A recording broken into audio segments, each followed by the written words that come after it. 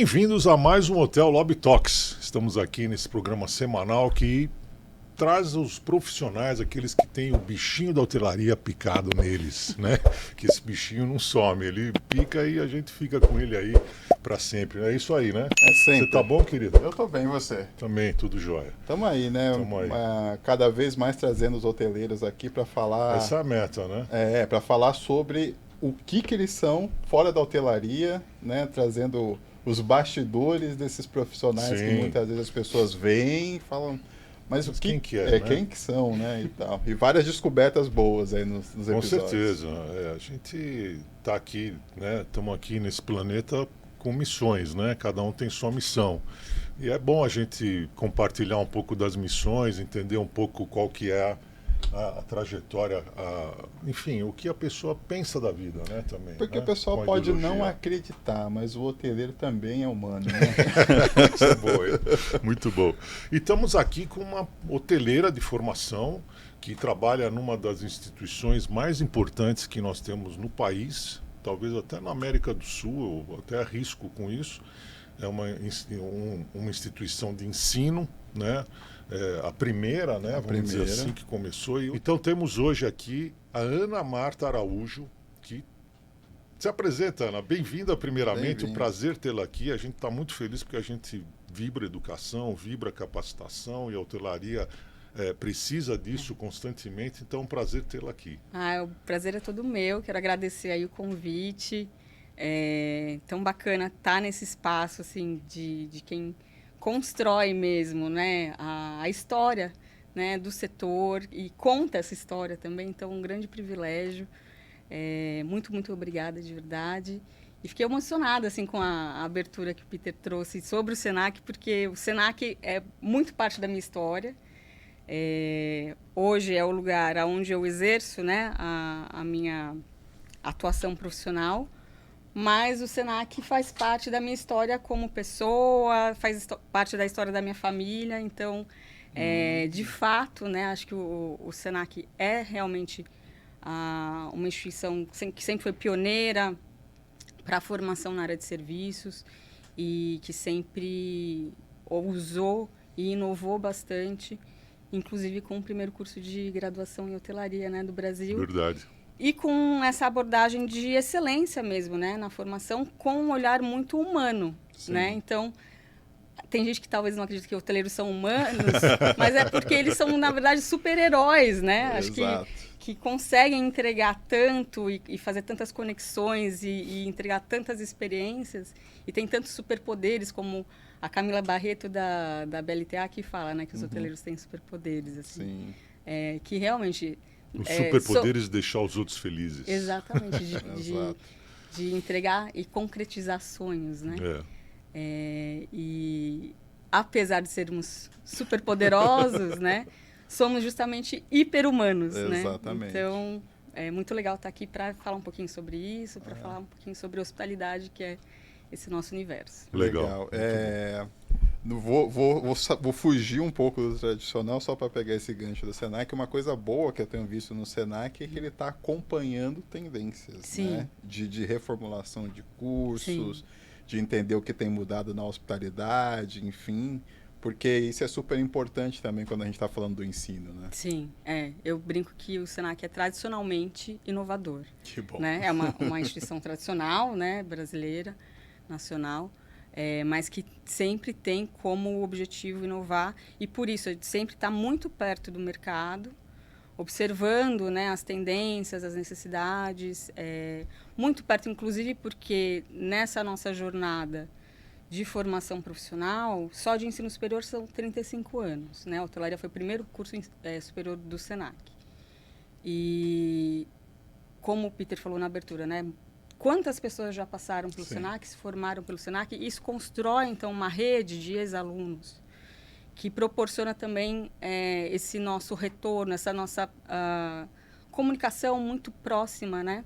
Para fazer essa identificação das necessidades da formação profissional.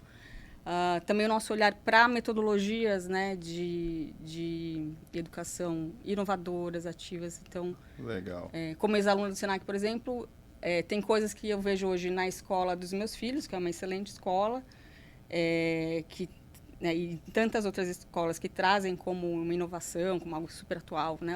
Projetos integradores. E eu falo, gente, mas há 25 anos atrás, lá quando eu era aluna, a gente já tinha esses projetos integradores na hotelaria do Senac, né? Legal. Mas isso continua. Exato. Vamos parar. Vamos parar. A gente já falou muito de Senac, agora a gente quer falar da Ana. A pequena Ana. Pequena. 1,52 m. Exato, a pequena Ana. Quem que era a pequena Ana? Continuo pequena, antes mas da hotelaria. A Ana, antes da hotelaria, a Ana criança, sempre foi uma criança que gostava de concretizar sonhos das pessoas, ver os outros felizes por algo que eu pudesse proporcionar. Então, sempre gostei de cozinhar, mas também muito pelo contexto, assim, onde eu cresci, o contexto da minha família, né? Eu sou filha de uma professora que sempre quis que as filhas fossem professoras, mas esta minha mãe, professora, sempre gostou muito de receber as pessoas em casa. Então, minha casa sempre foi muito de festa, de celebrações, de eventos e de receber, né, pessoas da família, gente de fora, às vezes até do país, porque minha mãe recebia, às vezes, alguns missionários da igreja que estavam aqui. Então, a gente tinha... A casa sempre estava movimentada. Movimentada, com gente diferente.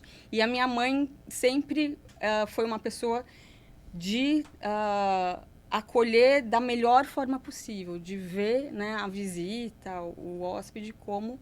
Olha, o melhor a gente dá para o hóspede, a gente dá para a visita, porque ele é o nosso convidado de honra. Então, isso sempre esteve muito presente na minha família, tanto na figura da minha mãe, mas também na figura dos meus avós, dos dois lados, né, de formas, assim, distintas. Os meus avós paternos tinham um estabelecimento, um bar, lá no Ipiranga. Minha avó cozinhava, era cozinheira, então esse tino assim da cozinha veio bastante dela. Era um boteco, vamos dizer assim. Um boteco raiz. Comida, com almoço. De hoje, bom, sabe? Bom. Eles eram original, aqueles né? salgadinhos Isso, ali. lá no Ipiranga, na esquina da Bom Pastor com a Padre Marquete, que até hoje é acho que uma casa de sushi, alguma coisa assim. E a minha avó, então, que era cozinheira, esse bar era do meu avô e da minha avó, eles serviam almoço todos os dias e atendiam, né, as pessoas lá da região. Tem um hospital lá atrás, né? E os médicos gostavam muito. Minha avó cozinhava muito bem, então gostavam muito do cardápio, enfim, que a minha avó fazia.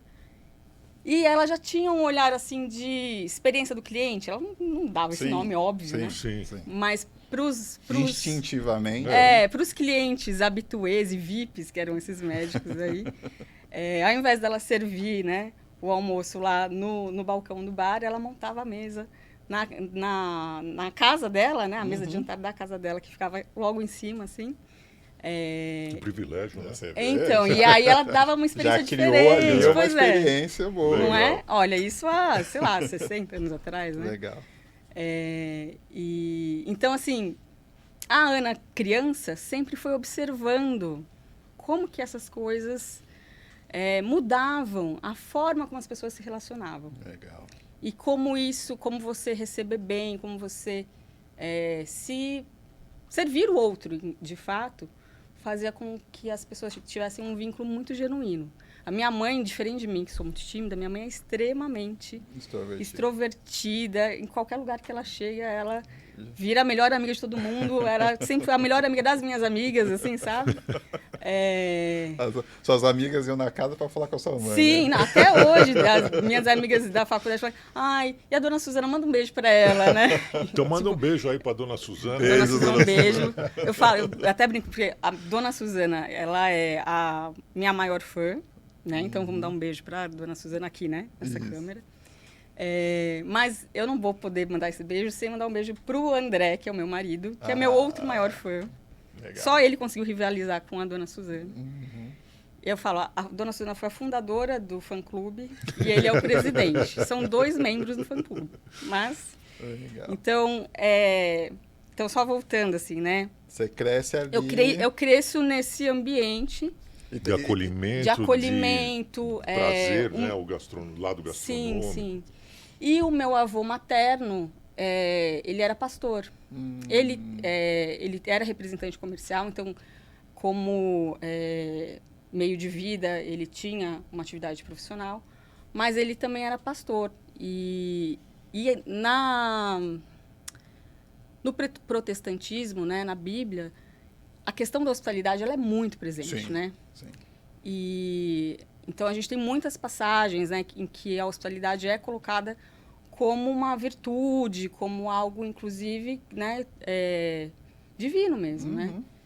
Então, acho que tudo isso construiu muito do meu olhar, da minha identidade e foi me levando para a hotelaria. Mas até então, da família, ninguém tinha... Até então, não. Ninguém tinha hotel, nada. Quero ter ou mesmo assim, né? Quero ter um hotel. Mesmo assim, o meu pai e minha tia, eles fugiram de permanecer com o bar do meu avô e da minha avó. Não quiseram dar andamento, assim. Meu pai foi ser engenheiro, minha tia foi ser economista e minha tia detesta cozinhar. Porque uma vida não é fácil, é uma vida não é, não é. Não, exatamente. Domingo, porque eles cresceram vendo justamente o bastidor da operação, né? Sim. E eles falam... não, isso eu não quero. Isso eu não quero. Imagina, né? Ainda mais quando você é o empreendedor, né? Você tem hora para entrar, não tem hora para sair. Sim. E nessa dedicação muito intensa. Então, até então... não tínhamos hoteleiros, de fato, assim, na família. Crescendo ali e tal. E aí fui crescendo, queria, a princípio, na infância, ser arquiteta. Olha.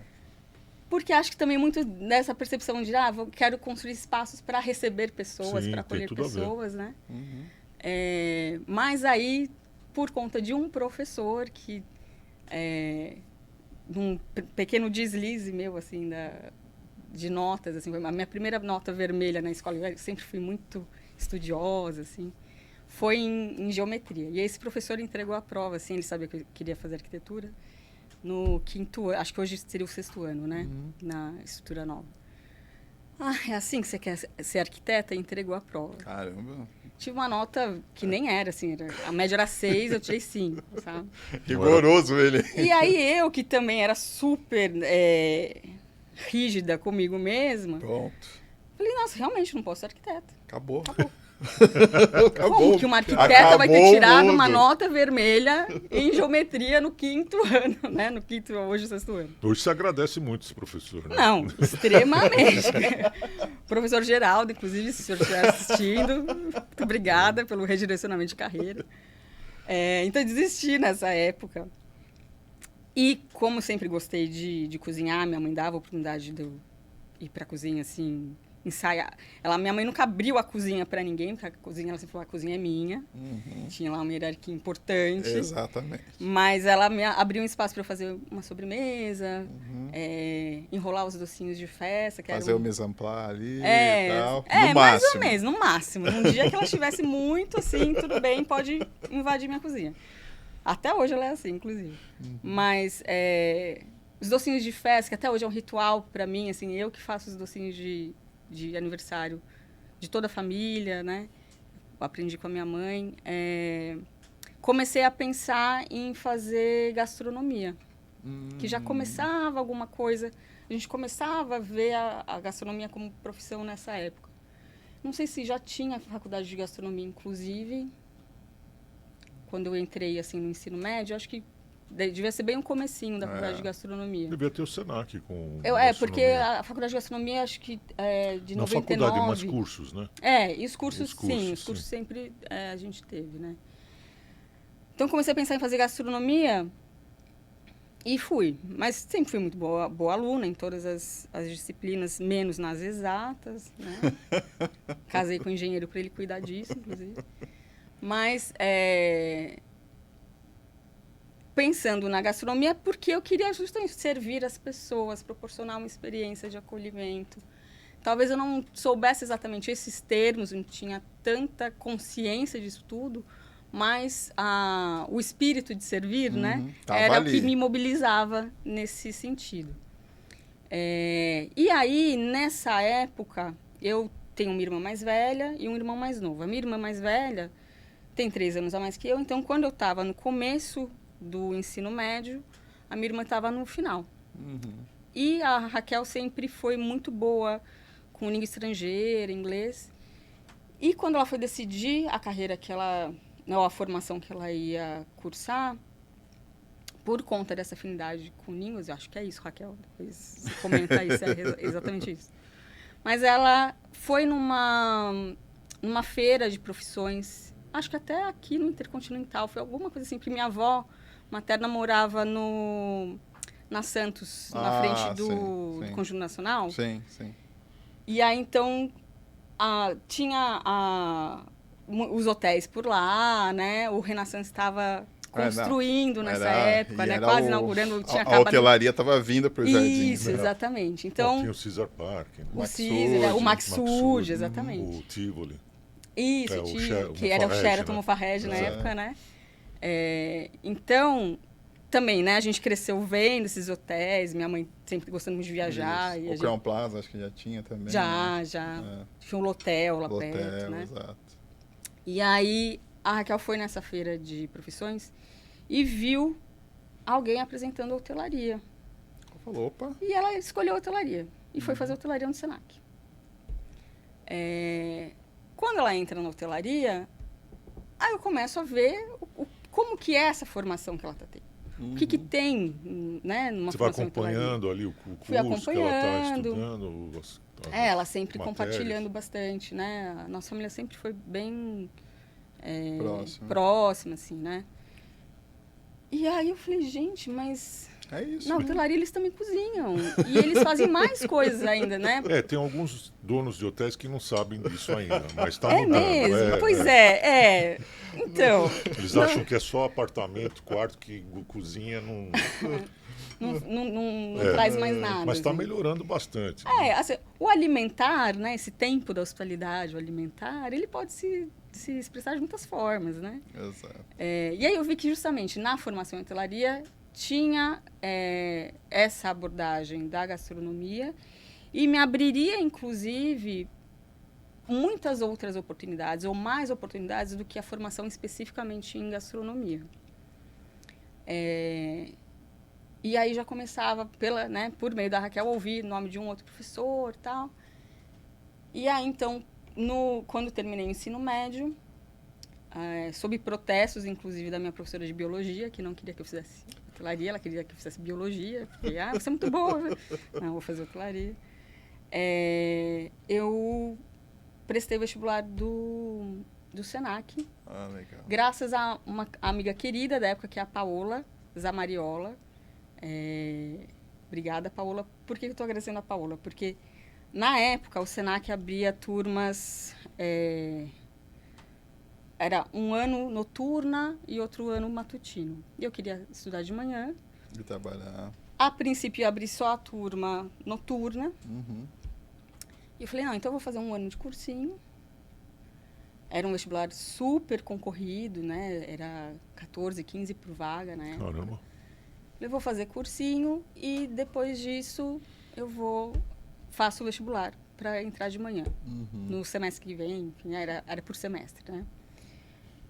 Só que aí onde eu estou em casa, e naquela época, né, não tinha WhatsApp, essas coisas, né? Sim. A Paola me liga e fala assim, tô vendo aqui no jornal impresso. Geração. Aí, ó. Tô vendo aqui no jornal que o Senac vai abrir uma turma matutina. Opa. E eu e a Paola, a gente tinha um grupo de estudos, né, no ensino médio. A Paola foi fazer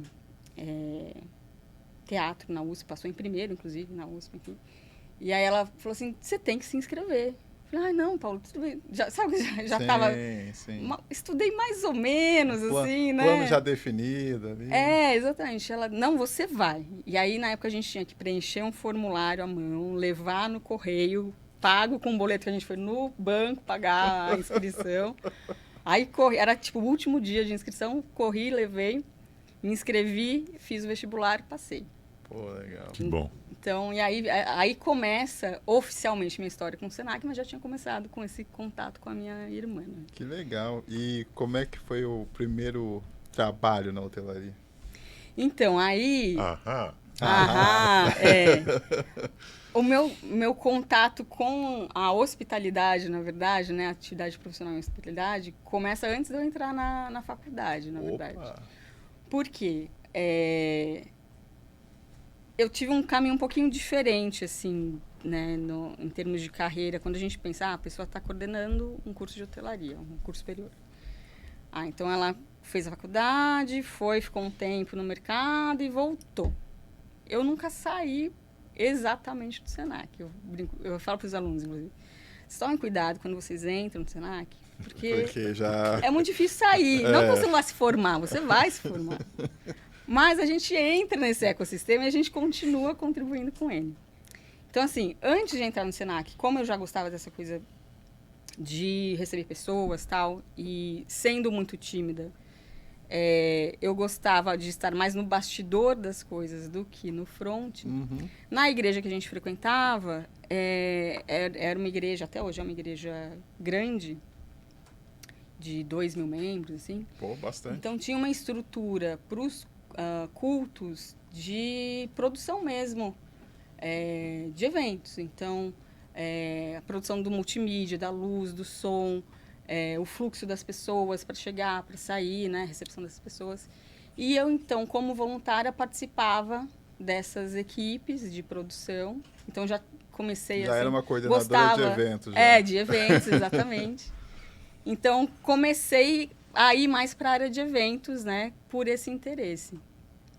E aí, quando eu entrei, então, na faculdade, fazia algumas coisas, né, de freelancer, de evento e também de recreação em acampamentos de férias, né? Então, sempre mais para essa área. Apesar de ter entrado na hotelaria, porque eu gostava de cozinhar e achava que ia trabalhar na cozinha, no restaurante e tal, né? Ao mesmo tempo, então, que eu tinha essa atuação mais para eventos, na faculdade, eu sempre gostei muito de estudar, gostei muito de escrever. Modéstia à parte, tenho uma facilidade, uma aptidão para a escrita. E aí, eu gostava muito de pesquisar a área de alimentos e bebidas, mas para entender como que essa dinâmica da comensalidade, do comer junto, transformava as relações ou proporcionava mais vínculos entre as pessoas, né? Potencializava esses vínculos, como que esse espaço da mesa pode ser um espaço para proporcionar esses vínculos. Então, quando eu entro na faculdade e começo a ter aula de alimentos e bebidas, gestão de alimentos e bebidas, com o professor Marcelo Traude, eu também, né? Um abraço ao Traude. Um abraço ao Traude. Quem não foi aluno do Traude, né? Eu não fui, mas eu adoro. Você é um dos poucos. Aliás, precisamos convidar o Marcelo para vir para cá. Por favor. Ele é uma pessoa, assim, incrível e com experiências super bacanas. E extremamente acolhedor. O Traude percebeu esse meu interesse. No Senac, a gente estava começando como centro universitário, na época, 2004. A gente tinha acabado de inaugurar o centro universitário, né? Então, eu comecei, meu primeiro ano foi lá na Francisco Matarazzo, quando a gente ainda era faculdades isoladas. Sim. E aí, a minha turma foi uma das primeiras a ocupar aqui o campus Santo Amaro, na época que literalmente era tudo mato. Né? Exatamente. E aí, então, nas aulas do Traude, ele sempre trouxe, né, muito das questões das tendências, da alimentação fora do lar, mas também sempre trouxe muito essa discussão sobre a comensalidade, sobre o comer junto. E aí, então, o Traude, como o Senac estava começando a área de pesquisa, ele abriu uma vaga de estágio para pesquisa. Aí você falou, opa. E aí, eu fui, né? Falei, eu quero, né? Então, fui estagiária do Traude na faculdade. A gente desenvolveu várias pesquisas sobre comensalidade e hospitalidade. Teve um ano, assim, desse estágio que a gente conseguiu publicar 14, 15 artigos nesse primeiro ano. Que eu falava, gente, hoje eu falo, né? A vida dos sonhos, né? Porque eu estudava de manhã, ficava na faculdade depois pesquisando, na biblioteca, ainda não tinha tanto essa coisa da pesquisa online, né? E produzindo, né? Então, era muito gostoso. E aí, então, justamente nesse estágio com o Traude, foi que também eu me descobri enquanto uma aspirante a docente, porque eu acompanhava também as aulas dele, ajudava no preparo das aulas. Que aí já era o sonho da sua mãe. Pois é, aí que entra. E aí eu falo para os meus alunos, falo para os meus filhos, quando a mãe fala, não tem jeito. O negócio gente. acontece. Não tem jeito, Né? porque assim, minha Rodou, mãe. rodou. Exatamente, você viu? Eu evitei de todas as Foi. formas. Minha mãe queria que eu e minha irmã fôssemos professoras. Vai fazer letras, é uma profissão boa. Para mim, é a profissão mais importante do mundo. Pois é. Né? Mas a gente, adolescente, Não o que a gente tá mais quer é falar, preocupada. minha mãe está errada, não é? E a sua irmã, você e seu irmão, nenhum... Então, Tava- meu irmão foi para engenharia, seguiu os passos do meu pai. Exato. E minha irmã foi para hotelaria e nós duas falamos, de jeito nenhum, nunca seremos professores. Eita. Hoje eu sou professora. E hoje minha irmã também é professora. Olha só. Parabéns, A dona Raquel- Suzana. Pois é, ó, o legado que ela tá Suzana. dando. Ela Sábia, a sábia. missão dela, ela foi lá atrás de entregar, né? Eu vou deixar Legal. duas professoras aí. A Raquel é professora de uma escola internacional lá em Salvador hoje. Que bacana. Então, nessa experiência, né, de estágio em pesquisa e docência, foi também que eu entendi que, assim, exercer todas essas competências de hospitalidade que a gente desenvolve na faculdade, na atividade mesmo, né, profissional, então, nos eventos, a gente também tem um espaço e uma grande necessidade de colocar, né, essas competências em ação no meio da educação. Porque a sala de aula, o professor, ele é o anfitrião dessa experiência educacional, e a gente tem a oportunidade, justamente, usando a hospitalidade como essa estratégia, de criar vínculos, porque não tem jeito de ninguém aprender se não existe um vínculo genuíno. Acho que todo mundo já teve experiência de ter um bloqueio numa matéria específica, Sim. porque não consegue se Sim, relacionar, não se né, com conecta. o professor, não se bate. conecta. Uhum. E às vezes, né, com outro professor fala, nossa, me encontrei, é isso, né? Então, acho que a educação, ela é, né, o que eu sempre falo, ela é o espaço onde a gente exerce da forma mais genuína a hospitalidade, porque a gente está 100% a serviço do propósito do outro, do objetivo do outro, a gente trabalha para o sucesso do outro, né? A gente está 100% no bastidor dessa trajetória, né, do aluno, do estudante, quando ele atinge o objetivo dele, quando ele alcança sucesso na vida profissional dele, a gente está lá atrás, né? Legal. E eu acho que é esse espaço, assim, de muito privilégio que a sala de aula traz, especialmente quando é uma sala de aula como a que eu tive a oportunidade de experimentar, desde a minha escola, que já era uma escola bem diferente, não era conteudista, era muito pelas relações humanas, tinha uma abordagem de cidadania, algo que hoje é muito comum, mas que na época não era. Então, que também já levava um pouco para essa coisa das relações, a hospitalidade. E no SENAC, a experiência que eu tive como aluna em sala de aula, eu não conseguia conceber qualquer outro tipo de instituição de ensino não ter, no mínimo, né, essa estrutura e promover esse tipo de experiência, inclusive do vínculo com os professores, porque a gente sempre teve um trânsito muito aberto do aluno com o professor, do aluno com a coordenação, acho que esse também sempre foi um grande diferencial. Então, eu comecei a ver como isso, né, como a hospitalidade, ela era esse fator essencial na condução de qualquer experiência. Que legal. Não importa se você está no hotel, no restaurante, no centro de convenções, de eventos, ou no shopping, no hospital, numa instituição de ensino. Ela é o fator essencial para eu conseguir entregar esse meu serviço e ter, de fato, né, uma conexão genuína entre todas as pessoas que estão envolvidas, não só o cliente, mas a equipe tem que estar também, né, nessa mesma cultura de hospitalidade para que essa entrega seja, de fato, genuína. Que legal. E aproveitando essa tua bagagem toda essa tua expertise, né, de hospitalidade, de acolhimento, de educação, como é que você vê a hotelaria hoje no Brasil? Né? Como é que você, em termos de produto, em termos de equipamento, em termos de acolhimento, de pessoas, a gente sabe que estamos atravessando uma crise aí da mão de obra nunca antes vista, né? E é uma questão cultural, mas como é que você enxerga a hotelaria hoje? Que pitaco você pode dar? Você está de fora, ela pode falar o que quiser, Exatamente. Não trabalha, não está com nenhuma rede hoteleira. Eu não trabalho, só dou aula, né? Não trabalha em relação dentro de hotel. Sim, mas eu achei engraçado, porque também tem essa fala do próprio professor, você não trabalha, só dá aula. Não, é que nem falar isso para a dona de casa. Né? Você trabalha, só fez o bolo aí, que mais? Absurdo.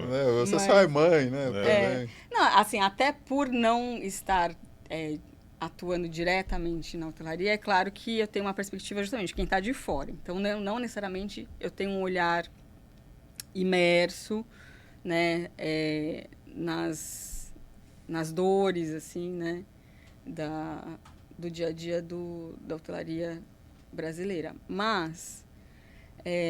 Não enrola, responde. Vamos lá. Eu acho que a gente tem hoje, né, pensando no cenário de São Paulo, a gente tem excelentes produtos, né, hoteleiros, excelentes empreendimentos que trazem experiências que a gente consegue equiparar internacionalmente, mas com desafios que acho que, claro, né, a gente só não consegue elevar essa experiência porque a gente tem desafios estruturais e de formação que não permitem que a gente avance, né, na qualidade dessa nossa hotelaria aqui regional de São Paulo e nacional também. Nacional ainda mais, né, porque o desafio de formação fora né, dos grandes centros ele é ainda maior. Mas vocês formam com excelência. Formamos, isso formam, é o melhor da América Latina também, de fato, exato. Para não falar das Américas. Exato. Mas aí nós já tivemos esse debate com todos os Senakers que passaram aqui, tá? Senakers que passaram aqui. Porém, o mercado reclama que não tem isso.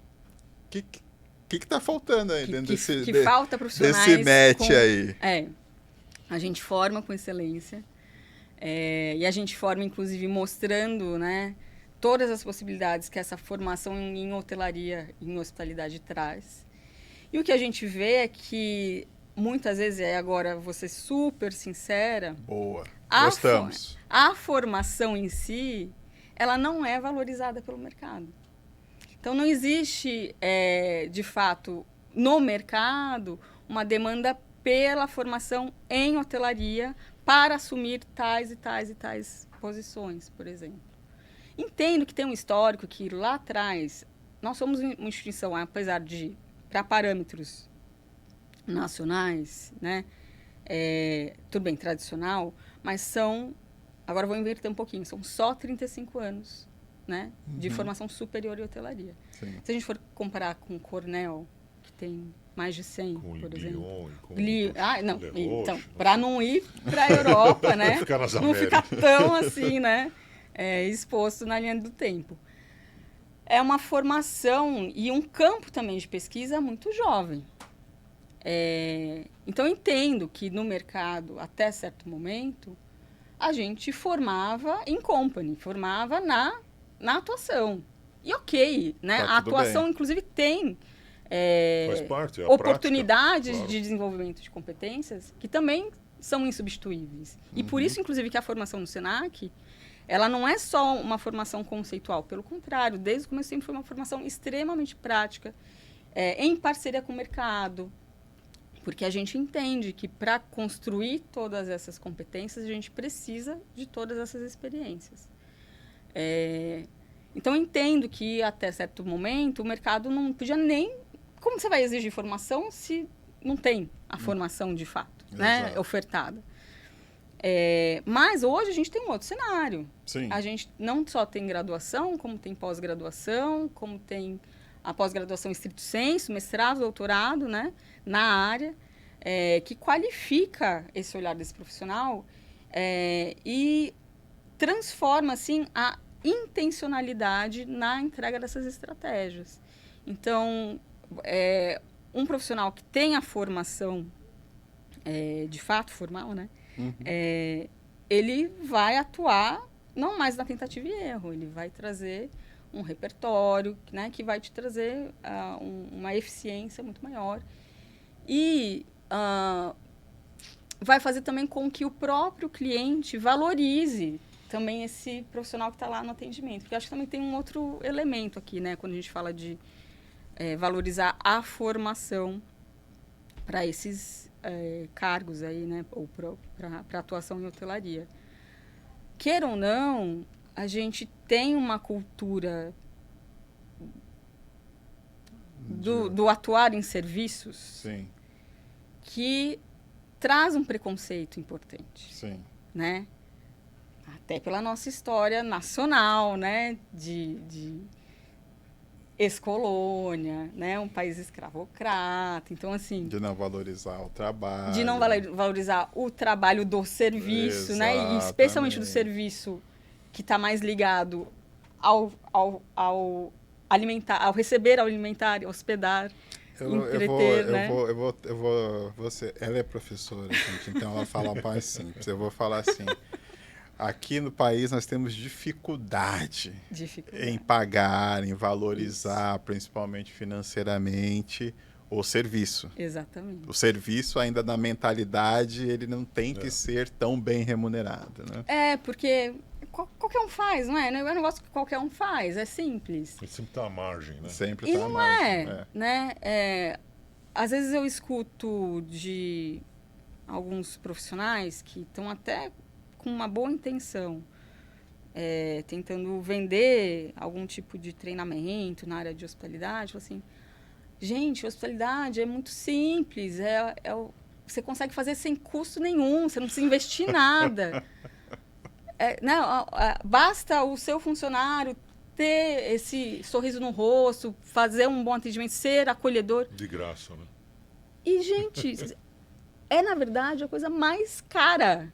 Porque você ter esta pessoa, que é uma pessoa única, a personalidade, a identidade dela é o que vai construir a experiência desse acolhimento. Porque a gente não... isso, eu acho que esse é um outro diferencial que a gente tem, tanto na experiência que eu tive como aluna do SENAC, quanto depois professora, coordenadora. A gente não forma hoteleiros que teatralizam o acolhimento. Então, eu falo para os meus alunos, eles não são entregadores de chave, eles não são entregadores de prato. Não é isso. Você é um gestor e um condutor de experiências de consumo. Entregador de crachá, né? Entregador de crachá. Não é isso, né? Então, não é um treinar mecânico. É você identificar quais são as características da sua personalidade, da sua identidade, que vão te fazer um anfitrião de qualquer tipo de experiência. Eu vou... E isso não tem preço. Aliás, se você não tem o espírito de serviço, você não consegue. Não consegue, exatamente. Então... E assim, se você for pensar no valor disso, teria que ser o profissional melhor remunerado. Exatamente. Claro. Né? E eu vou agora comprar mais uma briga aqui com os hoteleiros, né? Que eu sou um hoteleiro e amo. Mas eu vejo muitos indo para um discurso falando assim que o empregar está competindo com as assistências sociais governamentais que existem, né? Porque as pessoas, ao invés de trabalhar, preferem ficar recebendo assistência social, enfim. Eu vou deixar uma reflexão, provocação para vocês. Se você não consegue apresentar uma proposta de trabalho melhor do que uma assistência social governamental, traduzindo um Bolsa Família, um Bolsa isso, um Bolsa aquilo, eu acho que você precisa só rever as propostas que você tem apresentado para esses profissionais. É isso. Eu não acho que um compete com o outro. Agora, se a sua proposta de trabalho para esse colaborador atuar no seu meio de hospedagem, no seu hotel, não é melhor do que uma assistência social, precisa rever alguma coisa aí. Tem que fica o debate. Coisa. Você tem que Deixou voltar assim. no tempo, você tem que voltar lá atrás e começar tudo de novo. Porque realmente a sociedade foi para um caminho que a maior preocupação que existe hoje, né, e a gente vê isso, como a pessoa se apresenta externamente. Né? Então, você pode colocar duas pessoas, uma X, uma Y, e se elas tiverem com vestimentas diferentes, obviamente que as atenções vão para aquela que está melhor vestida. Exatamente. As pessoas ainda não aprenderam a olhar a pessoa por dentro, olhar o coração primeiro, saber quem que é essa pessoa, o que ela pensa, Então a pessoa chega e já entra no automático, não quer nem saber, é como se fosse um robô. Ontem eu estava conversando em casa com a Sol e falando daqui a pouco os robôs vão estar dentro das casas. Isso é uma coisa natural, porque começou aqui. Sim. O ser humano hoje, o Alexa que não escuta nada, né? Eu já joguei Eu Alexa como na parede filha várias e vezes. esposa de engenheiro, nós não temos Alexa em casa ouvindo tudo que a gente fala. Então, Bom, mas isso aqui o ouve apocalipse também. das máquinas é algo que está muito... A gente Mas tem... o Alexa é mais coisa. Isso aqui também ouve. exatamente. Isso também ouve. Então você não pode ter Estamos isso. na E escuta. daqui vai partir para quê? Qual que é a substituição do celular? É o robô na tua casa. As pessoas idosas que Sim. não têm companhia vão comprar um robô. Sim. E vão jogar xadrez, vão jogar carta, vão escutar conversa, vão bater papo com o robô, porque não vai ter mais humano. É para isso que a gente está caminhando. Ou humanos dispostos a se relacionar. Sim, né? mas isso também é cíclico, é algo que vem das questões todas do consumo exagerado, né? Essa questão de consumir, acúmulo, né? consumir sem ter necessidade de consumir, isso é a pior coisa que existe. E isso, infelizmente, vem da cultura norte-americana, que pós-guerra começou com essa questão do consumo desenfreado. Então, está tudo errado, né? Mas a gente está aqui para poder tentar, pelo menos, ajudar e mostrar às pessoas o que elas devem fazer da maneira correta. Assim, só para também voltar um pouquinho, amarrar, quando o mercado, quando eu falo assim, o mercado não valoriza a formação, o mercado de hotelaria, né, não valoriza a formação, na verdade, o que eu queria colocar aqui é um alerta, talvez, não sei se é exatamente esse o termo, é que na hotelaria, esses nossos hoteleiros formados com excelência e que têm, de fato, o propósito de usar a hospitalidade como uma estratégia na criação de vínculos, eles não estão mais indo para a hotelaria. Por quê? Porque existem outros mercados que estão valorizando eles, que estão não só na remuneração, mas também na remuneração. No todo. Mas no todo. Então, hoje a gente tem ex-aluno que é gestor de treinamento das equipes da Gucci América Latina. Né? O mercado de luxo, né, Sim, de varejo de luxo, absorveu foi um bastante, mercado que entendeu que, mercado hospitalar também. esse profissional de hotelaria, eu quero ele aqui. Aliás, todos os outros mercados, especialmente no segmento de luxo, aonde eles vão buscar a referência de excelência? É na hotelaria. E aí ele puxa o hoteleiro, vem aqui. Uma área que está absorvendo muito, muito, muito o pessoal da hospitalidade, enfim, de excelência, é a parte do customer experience. Mas quando customer surgiu, service, enfim. Quando surgiu o user experience, customer experience, eu falei, gente, a hotelaria faz isso desde sempre. Desde sempre. Né? Isso é o que o hoteleiro faz. Então, a gente tem, né, essa tradição em formar excelentes hoteleiros. E aí, eu deixo aqui, né, o Senac está sempre muito aberto para trabalhar junto. Para que a gente possa... Porque eu também entendo que a operação hoteleira ela tem seus desafios. Inclusive, e talvez especialmente no nosso cenário nacional, financeiros, né? Sim. Então, assim, é claro, não tem como fazer mágica. Então, vou aumentar o salário de todo mundo, as vagas vão ser... ou mesmo, porque a gente tem uma situação, né, de uma geração que tem uma expectativa de vínculo com o trabalho, de modelos de vínculo com o trabalho diferentes do que tradicionalmente a gente vê na hotelaria. Até mesmo de gestão. Estilo de gestão, né, os dias que eu dedico, né, presencialmente à minha atividade. A gente tem, né, esse cenário também presente.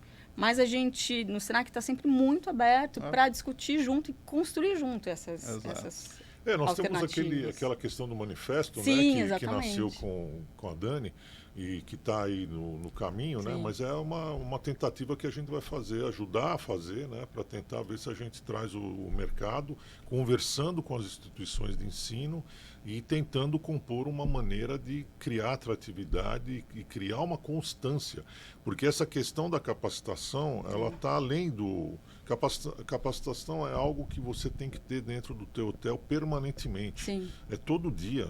Todo dia exatamente. você tem que estar capacitando, conversando e melhorando e escutando os trabalhadores que estão na ponta, atendendo, trazendo... Porque um dos grandes problemas da hotelaria, vamos dizer assim, é a base que é muito maior que o topo da pirâmide.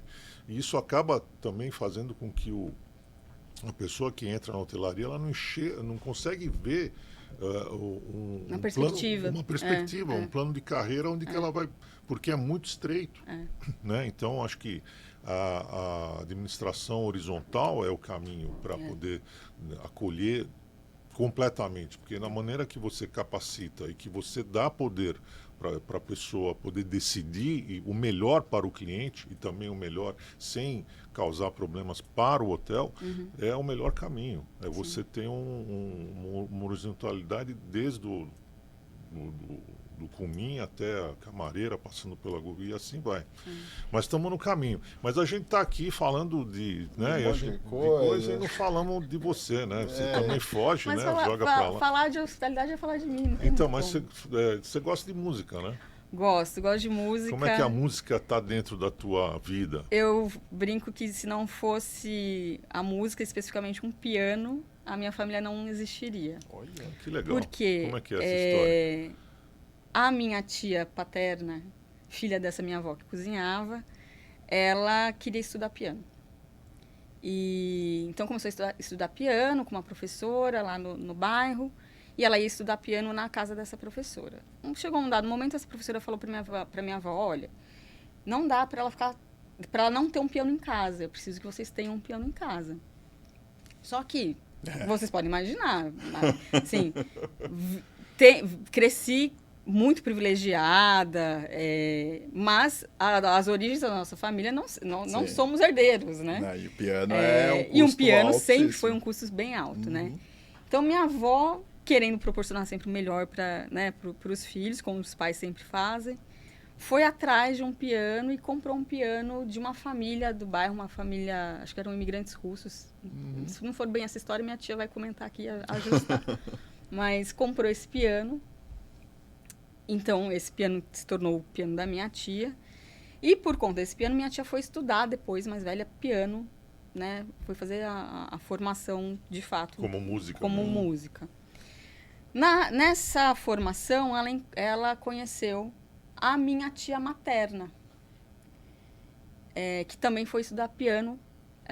A família da minha mãe é de Presidente Prudente, mas vieram para São Paulo porque minha tia queria estudar, justamente piano.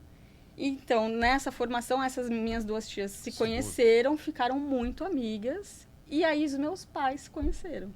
Olha. Então, não fosse esse piano da minha tia, não fosse a música, eu e meus irmãos, enfim, não existiríamos. E hoje esse piano está na minha casa. Que legal. Porque minha tia, há algum tempo atrás, ela falou assim, gente, vou me mudar, não vou levar o piano, alguém quer? Eu falei, opa, eu quero, né? Não toco piano, minha mãe tentou. Era a minha pergunta. Minha mãe, na nossa infância, deu todas as oportunidades. Minha mãe toca piano também. Estudei teclado, estudei violão. Gente, olha, tocar música não rola. Não é uma aptidão minha. Não é uma aptidão tua. Mas eu gosto muito de música. Eu acho que a música ela é muito inspiradora porque outro dia eu estava lendo um livro do Quincy Jones, né? Sim, que aliás tem um documentário muito bom dele. Bom, a história de vida é incrível, né? E ele fala assim, logo no começo do livro ele fala assim, é incrível como com apenas as notas musicais, né? Do, ré, mi, fá, sol, lá, si, dó, 7 notas. a gente tem toda essa criação de música, toda essa diversidade musical, de ritmos, de gêneros, de tudo, né? Sim. São 7 notas que proporcionam, pela criatividade humana, essa linguagem de conexão. E aí, né, como a gente usa a música para construir ambientes, para preparar, né, ambientes. Então, eu gosto muito da música nesse aspecto. E também porque eu acho que assim, a experiência musical ela é muito inspiradora para a própria hospitalidade. Porque quando a gente vê um entertainer como o Michael Jackson, né, indo lá, né, para a linha do Quincy Jones, sim. o cara conduz uma experiência de entretenimento, ele precisa ser esse anfitrião da experiência e as pessoas se conectam a ele. Que param, né? Que param e que elas, né, ressignificam muitas coisas da vida a partir do que ele mobiliza pela música e como ele acolhe essas pessoas, né, nessa experiência, né, de entretenimento. Claro, inclusive com um suporte de back que também ajuda. Muito incrível. Sim. Né? Para a gente ter uma experiência num show, enfim, a gente precisa também de profissionais que estejam muito conectados, inclusive a essa questão da hospitalidade, né? E o que tem de top 3 na sua playlist? Na minha playlist? Bom... Top 5, né? 3 top 5? Que 5 vai aumentando. Vou começar pelo top 1, porque top se eu não falar esse top 1, as pessoas vão falar, não acredito que ela não falou. Mas, desde 2023, eu comecei a estudar um artista em específico nessa linha de entender as relações da hospitalidade com a música, que é o Bruno Mars. Sim. Porque em 2023 o cara vem para o Brasil, eu não escutava, conhecia uma coisa ou outra. Mas quando ele fez aquele vídeo, né, de despedida do Brasil, falei, gente, esse homem... Ele entende de hospitalidade, porque aquele vídeo ele é a história, né, da tríade, aí, né, entra a professora. Né? Uhum. A tríade da hospitalidade, dar, receber, retribuir, enfim. Aquele vídeo, o primeiro vídeo dele, é basicamente o mito da hospitalidade entregue em termos contemporâneos. Você viu que tudo tem que ter hospitalidade. Então, a vida não tem dela. como. A vida desde pequena. Desde pequena. É o meu último sobrenome, porque vocês viram que tem vários sobrenomes, né? Mas a hospitalidade não tem como não ser. E aí, então, ele está no meu top 1, porque aí comecei a estudá-lo. Comecei a ver também o processo de criação dele, muito parecido. É um belíssimo artista. Ele é um entertainer, assim. Dessa geração, eu realmente acho que ele traz um trabalho de excelência. Não só da experiência em si, mas também, né, a composição dele é de música pop, claro. Uhum. Mas os arranjos... Nenhum problema com é que a gente sabe que tem gente que fala, música pop né, não é tão exato, mas é diferente, complexa. É diferente porque ele faz muito bem. Ele assim, faz muito bem. E aí eu tive a oportunidade de, no ano passado, quando ele veio para o Brasil, tive a oportunidade de ir nos shows, inclusive o show que ele fez lá, beneficente, para o Rio Grande do Sul, e de estar no backstage do show, de um dos shows dele. Tanto com a equipe de camarim, não o conheci, tá, gente? Mas, que frustração. Eu queria fazer uma entrevista, imagina para minha pesquisa, uma entrevista com o cara. É lógico. Mas tive a oportunidade de conversar com o Phil Giuliano, que é o VP da Live Nation, né, aqui na América Latina. E a fala, tanto do Phil Giuliano, até agradecer a Fabiana Lian, que proporcionou esse encontro por meio da OnStage. O Phil Giuliano e todas as outras pessoas que, né, eu fui levantando na pesquisa, que falam sobre o processo criativo e sobre trabalhar com o Bruno Mars, falam dessa característica dele ser uma pessoa extremamente acolhedora, humana, uma ética de trabalho. Então, eu brinco, né? Ele é um hoteleiro, porque no palco ele conduz muito essa experiência, ele não recorre a muitos artifícios cenográficos, tal. A música é, de fato, né, o produto que ele vende, mas mais do que isso, né, ele vende a experiência da conexão. Então, fala, mas ele fez essa estratégia do vídeo e tal para muitos outros países. É claro, ele é profissional. Que bom que ele fez, né, porque mostra justamente como ele consegue se adaptar à cultura de cada lugar, identificar, personalizar, né, a experiência que ele vai proporcionar para aquela cultura específica, para aquele público específico. Então, ele está no meu top 1. Ó, já gastei, sei lá quanto tempo, né? Não tem problema. Você gosta mesmo dele? Vai. Eu admiro bastante. Uhum. Meu marido, né, falou tudo bem, tá tudo certo, porque ele continua sendo presidente do fã-clube. E aí, depois do Bruno Mars, bom, Michael Jackson não tem como, ele é bem incrível. Mas também tenho gostado bastante de coisas mais dessa nova geração.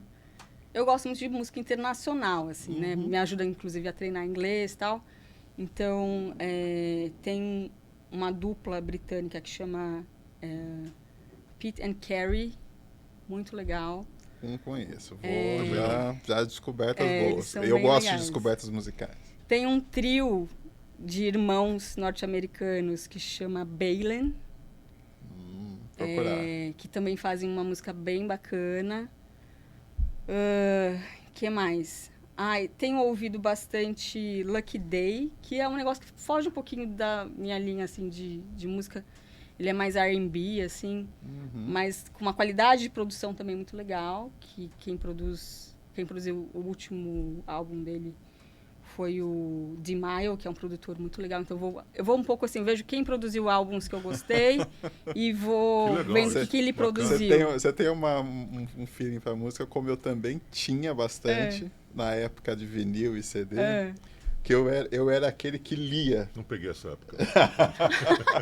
Que lia quem que fazia, quem que produzia, créditos, os créditos e tal. Gente, mas se a pesquisadora, a professora, não for ler, né, as referências, tem gente não tem que, tipo, só sabe que é a música e mais nada, né? Acho que é só aquilo. E tem várias coisas por trás, né? E aí, nesse meu... Nem sei se eu já extrapolei os top 5, mas acho que... Aí, voltando um pouquinho para Bruno Mars, mas acho que tem a produção que ele fez com o Anderson .Paak, que é um baterista incrível. Maravilhoso. Que é o Silk Sonic, Sonic é um único álbum, mas... Não. Enquanto experiência de hospitalidade, inclusive, ele é a experiência virtual de hospitalidade, né? Eu me aproximei mais porque, assim, quando eu descobri o Anderson .Paak, porque o Anderson .Paak, pra ele mim, é bem incrível, né? Ele é maravilhoso. É que, assim... Aquele NPR dele, nossa. Foi ali. Porque pra mim, gente, eu vou falar, a minha banda preferida de todos os tempos é o The Roots, tá? Que legal. Que é uma banda fantástica e tal. E o melhor baterista de todos os tempos, podem mandar protestos, não tem problema, cada um elege, mas é o Questlove. Ele é incrível. Que o Questlove, ele é fantástico. Tem uma participação dele com a Alicia Keys e um outro guitarrista no Empire State lá e tal. Ele é incrível. É verdade. Mas é junto com o John Mayer, não é? Com o John Mayer. São os três o John tocando Mayer é ali. outro. Foi meio que um show surpresa que teve lá e tal, enfim. E as indicações que o YouTube foi me mandando e tal, foi mandando meio nessa linha, que teve uma época que eu tava ouvindo muito, assim, o Questlove, The Roots e tal. E aí surge o Anderson .Paak. Eu falei, cara, quem é esse cara? Tocando de uma maneira diferente e tal. Ele é diferente. Porque tem habilidades... Cantando junto. Né? Tem habilidade... Pra mim, o baterista que canta junto... Exato. Como é que pode? Ele é de outro mundo. Exato. E tocar bem, né? Não é só o White Stripes. E que continua na bateria, né? Porque o Dave Grohl, ele é um baterista que cantava junto lá no Nirvana. Exato. Mas ele foi, né, pro front, né? Que bom que recebemos Taylor, né? Saído da Alanis, mas enfim. Mas é isso, né? O Anderson .Paak é bem... E foi um match muito incrível, né? Muito, porque foi várias vertentes e tal. Então... E eles trazem essa coisa da música do funk, né? Sim. Original, assim, mas com essa pegada mais atual. O que eu admiro muito no Bruno Mars é essa capacidade dele trazer referências, mas ele atualiza, ele traz como algo contemporâneo e com a identidade dele. Acho que isso é essencial para qualquer profissional, inspirador. Bom, o tempo está acabando já, quando o papo é bom, né, o tempo voa e a gente está chegando na última pergunta que a gente sempre faz, que é o que origina ali o letreiro, né, a chamada para o podcast. Qual o sentido da vida para você? A gente já sabe, né? Não precisa nem pedir uma palavra, que já sabem qual é a palavra. E a gente já sabe porque ela, né, expressou isso de uma maneira tão sublime que Tá tudo aqui, pessoal. Assim, a hospitalidade está aqui no ar e tudo. Missão Legado cumprida. da sua vida, o que você quer deixar de legado e qual o sentido da vida para você? Nossa, mas são perguntas que, meu Deus do céu, né? Você tem tempo acabado. Repete a primeira, Peter, por favor, só para eu... Qual que é o sentido da sentido vida? da vida. A gente está aqui para servir, né? E aí isso está muito conectado a quem eu sirvo, né? Espiritualmente, assim, tenho a minha vida realmente é muito direcionada, muito não, totalmente direcionada a partir, né, da minha crença em Jesus, e ele, né, é realmente uma pessoa que traz isso, eu vou servir ao outro, né? Então tem um versículo da Bíblia que fala não deixem de lado a hospitalidade, porque muitos, sem saber, acolheram anjos, né? E para mim o sentido da vida é esse, assim, de servir e acolher, porque é por meio dessa dinâmica que a gente também estende todas as oportunidades e privilégios que a gente teve para o outro, né? E a gente permite, então, deixar um legado de uma construção colaborativa, assim, da gente elevar sempre o outro, né? Olhar para o outro. Do próximo ser aquele, né, que é o importante de fato. Que é uma troca, né? E também na Bíblia fala, né, quem quer ser servido, que sirva, né? E isso se conecta com a hospitalidade quando a gente, né, olha assim para a gente acolhe sem ter sem cobrar, né, o retorno. Sim, o amor mas o incondicional. vínculo só se estabelece quando existe o acolhimento, a recepção desse acolhimento e a retribuição desse acolhimento, né? Então, perfeito. Legal você ter trazido o nome de Jesus aqui, porque é o nosso, eu vejo ele como o nosso CEO, né? É o CEO do universo onde nós estamos, né? E que existem ali cerca de mais 1000 planetas habitados nesse universo, e iguais a ele existem milhares também que tomam conta dos seus universos. Então isso está num livro que chama Livro de Urântia, indico a todos ali para lerem, uma história fantástica de Jesus, que conta a história dele desde o começo até o fim, não só o começo e o fim, mas todos os processos que ele passou como em ter essa experiência humana para que ele veio, e não veio uma vez só, né? Mas a que ele veio por última foi essa, e é essa questão de realmente você olhar para o outro e entender que aquele outro faz parte do mesmo ser, né? Então, é uma dica também que a gente dá, né, Huber? Porque exatamente. se a gente pelo menos escutasse e absorvesse o que ele falou, o mundo já seria outro. Mas ainda dá tempo, então vamos lá. E em resumo, quando perguntaram para ele qual era o mandamento mais importante, ele falou: amar o próximo. Amar o próximo como a ti mesmo. Se só seguir isso. Exatamente. Só seguir isso já tá bom. Muito bom tê-la aqui conosco. Ai, gostei Espero muito. Que você tenha gostado. Gostou? Dava para ficar o dia inteiro, né, gente? Mas ainda mais falando de música. E a timidez? Não, então, foi aquilo que eu falei antes da gente começar, né? Olho a câmera, aciono lá, né, minhas referências, né? A Paola Zamariola lá, que eu fiz algumas aulas de teatro com ela quando eu era, né, mais nova, me ajuda, e aí eu acabo perdendo a timidez. Eu entro na personagem, digamos. Que bom. Né? Legal, Como que bom. quando vou dar aula, perco a timidez. É isso aí. Então, para você que chegou até aqui, dá um joia, curte, divulga, ajude a gente a melhorar o turismo, melhorar a hospitalidade com as boas práticas. Você, hoteleiro, capacite, que você vai ver que o que você vai receber no retorno ali vai ser muito maior daquilo que você imagina. E é isso aí, Huber. É isso aí. Se aproxime também do Senac, como bem disse a Ana, está aí disposto a ajudar, a colaborar, a contribuir. Essa união só tem a render excelentes frutos para a nossa hotelaria, para a nossa hospitalidade. É isso aí. E a gente se vê em breve. E a R1, obrigado. Valeu, Kaique e Murilo, pela condução aí técnica. E a gente se vê na próxima. Até a próxima. Tchau, tchau, pessoal.